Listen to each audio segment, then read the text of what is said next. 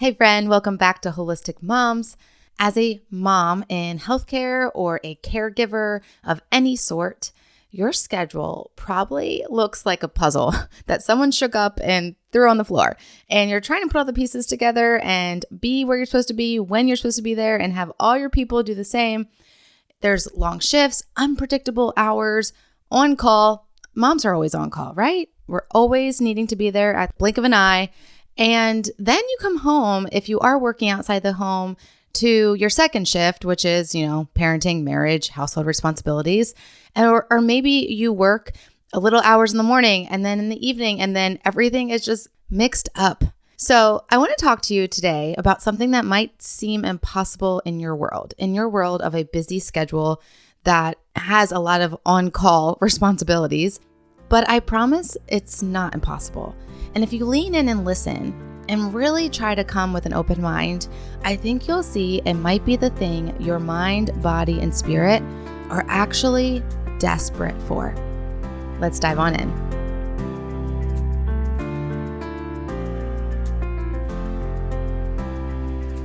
Hey mama, are you overwhelmed by your full, blessed life?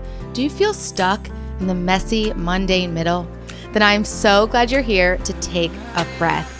Hey, I'm Shan, RN, holistic wellness coach, and a mom to four that went from perfectionism, control, and lots of anxiety to intentionally living through simple solutions and so much peace. If you are done with the stressed out life, hot mess express type of motherhood, then heat up that coffee again and let's live holistically well in the middle. Let's go.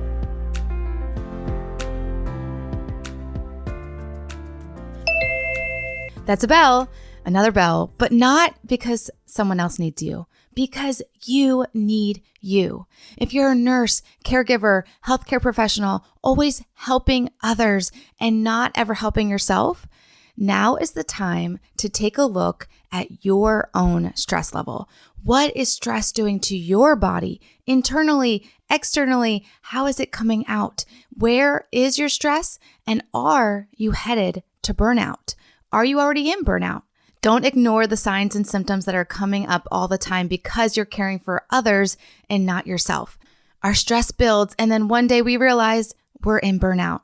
And that is why I'm offering you a free stress assessment call. This is a short, personalized session, one-on-one, where we're going to uncover your current stress level, what's actually causing it, and your next best step to get relief. You don't have to figure this out alone. You don't have to wonder, am I in burnout? You don't have to wonder if I'm headed there fast. Go right now to bit.ly/stress assessment call. Let's catch the stress before it leads to burnout. Go now and book your call today.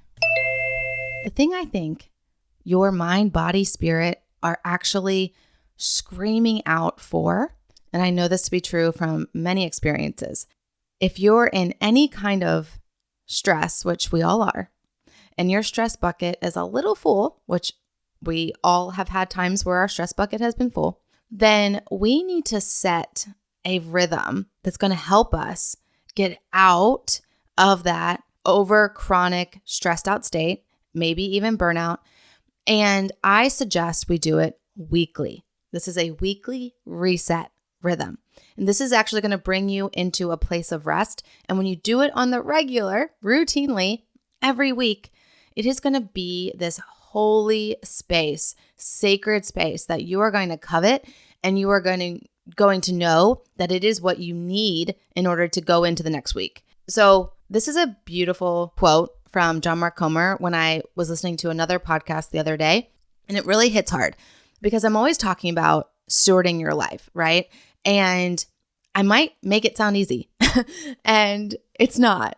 And he kind of confirmed that. He said, to steward your life well is really hard.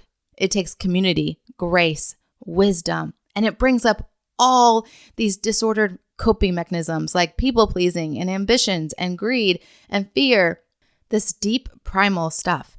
And it comes up when and how we manage our schedule. If we manage our schedule with no margin, then on the day that we decide to rest, like a Sabbath, all of this will come up in one day and it will not be restful. And then he also quoted Orberg, who says, hurry isn't just a sign of a disordered schedule. It's often the sign of a disordered heart. And the reason we overcommit, overwork, overplease, overspend, overtravel is a deep-rooted brokenness. And that's not to cause self-judgment, but self-awareness. Okay, so that was a lot, and it's also true. And that quote about hurry, man, we look at hurry as just something that we do. Hurry up, kids, let's go. I mean, I am so guilty of saying that all the time. Hurry up, put your shoes on. Hurry up, let's go. Let's get in the car. Go, go, go. And I've also heard this statement that hurry is demonic, that it's from the enemy. He wants you to be in a hurry because what are you going to do in a hurry? You're going to miss things. You're going to forget things. You're going to be distracted. You're going to talk not nice. You're going to maybe even talk mean. You're going to be rushed. You're not going to look people in the eye. You're not going to be present. You're actually looking to the next moment. We have to hurry because we have to be somewhere else. You're not going to be where you are. And so he's saying hurry isn't just a sign of a disordered schedule. You didn't just cram too much in and therefore you're hurried. Yes, that is true, but it's also a sign of a disordered heart. If you had your schedule with priorities in check, you wouldn't be in a hurry. You would know what has precedence, what is important in this moment. And you would plan it out in such a way that if you have an appointment and you need to get to it, you are purposeful and planning and intentional with your steps in order to get to where you need to be when you're supposed to be there, when, God has planned. And this feeling of I'm going to miss out is a fear that won't be present. The reality is, if your schedule has zero margin and it's crammed with work and errands and kids' activities and social obligations and just one more thing until you collapse, then even when you try to rest, your nervous system doesn't know how to. It's going to take time, intention, and practice to create a rhythm where your mind and body can actually exhale. When you start this practice, it's going to feel weird because your nervous system doesn't know how to do it. But you're going to help. You're going to notice that and say, okay, this is just because I'm not used to doing it. My body internally is not used to doing this. I'm going to try again next week. Obviously, this model of rest is in the Bible. It comes right from God. He has set up a 7-day rhythm for a reason. 6 days of work, 1 day of rest. Not a catch up on laundry day, not a run errands day, but a true rest day. Now, if you find so much joy and excitement in doing laundry and it's life-giving for you, then hey, maybe that can be part of your rest day. But that's not typical. This is going to be things that lift you up, encourage you, give you that feeling of soul care and rest. In Exodus 20, the Sabbath command isn't just about not working. It's about remembering who God is and who you are in Him. It's a day to stop striving and put down your to-do list and receive the gift of rest. If you are doing on the day of rest, it's really, really hard to check, why am I doing these things? Where is the motivation coming from? Am I remembering my identity in this practice? And when you're resting, you can spend time in reflection, taking a walk and praying out loud. God, what do you want to do in me and through me today? I'm remembering who you are. And what do you want to do in and through me this week as I go into it? Who I am in you. What do you want to do? And what do you want me to know? And just having these moments of true resting in your striving, your need for approval, your production, your pleasing others, your fear of man, just putting all that down for the day and looking forward to the week.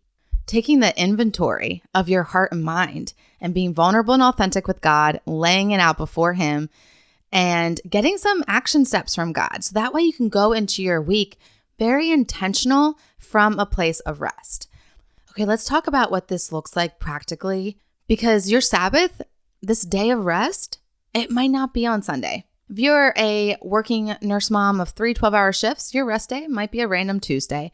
If you're rotating nights, maybe it's a Friday afternoon or Saturday afternoon. It really doesn't matter. The point is not the day, but it's the rhythm of stopping and resetting and being so intentional with that day. Looking ahead at the week ahead, knowing your schedule and knowing this day, this is the day I'm claiming to spend with God, to remember Him, to remember who I am in Him, to reset all my rhythms, to reset my mind, body, and spirit, to reset my nervous system, to get my parasympathetic nervous system in action, because I've been running on the sympathetic over and over. And it's a day to get back into rhythm. And so it can be any day. And now, how do you create this rhythm practically? Pick your day, like I said. Find typically a 24-hour block would be really great where you can really slow down, because it's going to take a few hours to get into the rhythm. It's going to take a few hours to, just calm your nervous system. So 24 hours would be best. And then decide what restores you. Again, this can be different for different people, but find what brings you life, what really helps you rest and restore at a soul level, not just a physical level, not just take a nap and I only nap on my Sabbath day and that's how I rest. No, this is about resting in mind, body, and strength, and mind, body, and soul. And when you are resting physically, your mind is not thinking, but it's really, again, a time to remember God. And you can't be remembering God and thinking about your identity in Him and how you're living that out if you're sleeping. Just fact of the matter. Yes, plan a nap if that's what restores you. But then also make sure you're awake at certain times during the 24 hours and reflecting and journaling and maybe reading a good book, listening to some podcasts that are really life-giving. Again, going on a walk, hiking, doing any kind of activity in God's nature and His creation. Maybe playing games with your kids, outdoor games, indoor games, doing things together as a family. If it is on Sunday, maybe you're starting with church and you're worshiping and doing community together. Maybe it's not on Sunday, and so you just gather around in the living room and you play music and you sing songs and you dance. Maybe it is reading a book, again, with your kids, by yourself. Whatever it is, you're going to decide what restores you. And again, this might be different within people in your family. So the kids might be restored in one way, and you and your husband might be on different pages as well. And to his restoration and what he needs on the Sabbath would be go play pickleball, and yours would be, no, I really need to take a nice long bath, like a 2-hour bath. That'd be great. So you have to talk about these things. Decide means, again, making a decision, deciding what you're going to do, and then cutting off all the other options. Decision is the word. And it means you're going to do one thing and you're not going to do all the others because you've already decided. Okay. And so decide what restores you, what restores your spouse, what restores the kids, whoever's in the family, whoever's in the home. You're going to decide, talk about it, maybe throw out ideas for each other. And then you're going to protect it like an appointment. If your boss wouldn't dare double book you for surgery, don't double book yourself on your rest day. Don't, decide I'm going to have a rest day on the random Tuesday because I work shifts. And then when Tuesday comes, the house is a mess. And so, oh no, I've just got to clean all day. That's probably not life-giving for you. And again, I actually didn't say this yet, but there's no rules. There's no rules with Sabbath and this day of rest. It's really helping your body, holistic body, get in a routine and a rhythm that fits you. And then maybe try it and you're like, that didn't feel restful. And now I'm going into the week and I don't feel rested and restored. Next Sabbath, pick something else and see if you can switch it up. I know a podcaster that I listen to, what she does on her Sabbath is she always does a puzzle while listening to an audiobook. Now that sounds so restful for me, but maybe you hate puzzles. And so that doesn't sound like a good idea for you. Or maybe you're like, I'll try that. But then when you do it, you realize it didn't work. And so try something else. No rules. Okay. Freedom in your choices, but really reflect on it and say, did that restore me? Was this something good to put into my week? Because that's the point of it. God God designed this because he knows it's good for you. He knows what's best for us. Okay, so again, I'll warn you, the first few times you try this, you might feel restless. You might feel like I didn't get rest, and you might even feel anxious. That is your nervous system realizing it's been on high alert for too long. Back to what John Mark Comer said. His point is so true. When we stop, all our coping mechanisms are going to bubble up. And they might feel like that day, everything is bothering us and everything feels important and everything is making us anxious because we've stopped. So the goal is not to avoid this discomfort, but to let God meet you in it, to recognize it, to be aware. This self-awareness he was also talking about, not judgment, not to say, oh gosh, I'm so bad and like shame. No, to be aware of it and bring it to God and say, God, this is your day. I am solely sacrificing this day to be with you, to remember you, to spend time with you. And I'm noticing these things. What do I need to know about them? And then what do I need to do moving forward? Okay, rest in him, knowing that he already knows this is all inside of you and he has the best plan to help you through it. And then lastly, when we honor our weekly Sabbath, our cortisol finally has that chance to lower, to drop.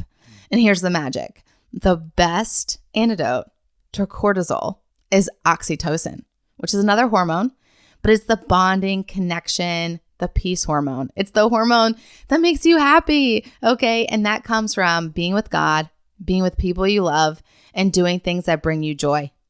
And so when you're in that Sabbath and you're focusing on this nervous system reset because you need to lower down your cortisol, your stress hormone, think about things that bring you joy and do those. That's all it is. And try to do them for a 24-hour period. Sleeping obviously brings you joy, so that's going to be in there for hopefully a good 8 hours. And this isn't just a nice thing to do, right? I started this out with, this isn't, just something good to do, nice to do. Your holistic being is desperate for this. It is necessary to get you out of burnout and to prevent burnout. So if you want to decide, I no longer want to be here in burnout, or I do not want to get to burnout, then you must put this into your rhythm. It must be a holy rhythm that you incorporate and you hold on tight to and you implement. And if you need help doing that, you need a little bit of accountability, always feel free to message me. Join our Facebook group, Holistic Care for Nurse Burnout. Join a community who knows what it's like, okay? And is going to help you, encourage you. And friend, you were made for holy rhythms. You weren't made to go 24/7. You weren't made to work hard 7 days a week. Your worth is not in your productivity and how much you can get done. So pick your day, protect it, and let it be the rest your body and soul crave. Again, I'd love to help you out. You can actually book a free stress assessment to see where is your rhythms are off and where are they off, and do the quiz. Go to theshanwright.com/quiz and we can build that rhythm together. Once you get done the quiz, there'll be a chance to book a free session with me, a free coaching session to go over your results and to talk about them one-on-one. What really is driving your stress? What's at the root of your stress? And then I can help you build your holy rhythm. I can help you for free. Just figure out what is going to be best for you to reset your rhythm, because your schedule, it might feel like a really hard puzzle to solve and you just can't. You need help. You need some help. Well, I'm here to help you. Okay. And until next time, may the God of peace be with you. Shalom, shalom. Hey, Wellness Warrior. I pray that blessed you. And if so, it would bless me big if you would write a 5-star review and subscribe on Apple Podcasts. Not only would this make me super happy, but it will allow for others to find this show too. Also, I love to chat over on Instagram, so make sure to take a screenshot, share to your Instagram stories, and tag me at @theshanwright so I can see it and we can keep chatting and bring other moms to chat with us. Until we get to chat again, mama friend, may the Lord's face shine upon you and give you peace.